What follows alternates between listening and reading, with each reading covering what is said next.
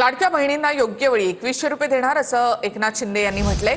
लाडक्या बहिणींना लखपती केल्याशिवाय थांबणार नाही असं देखील उपमुख्यमंत्री एकनाथ शिंदे यांनी म्हटलं आहे। तर शिंदेंची योग्य वेळ नेमकी कोणती आहे असा वडेट्टीवार यांनी सवाल केलाय। निवडणुकीच्या तोंडावर 2100 रुपये देणार का असा सवाल वडेट्टीवार यांनी केलाय।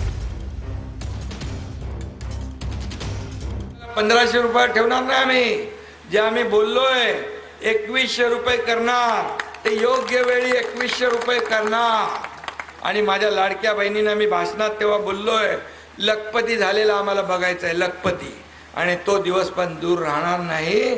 मी जे बोलतो ते करून दाखवतो। लाडक्या बहिणींची 2100 रुपये योग्य वेळी केलेले आहे। योग्य वेळीची कोणती आहे ती? 5 वर्ष संपल्यावर आहे की निवडणूक 3 महिन्यावर असताना आहे? याचंही उत्तर सरकारने दिलं पाहिजे, शिंदे साहेबांनी दिलं पाहिजे। निवडणुका 3 महिन्यानंतर आहे म्हणताना निवडणुकीच्या तोंडावर 21 करणार।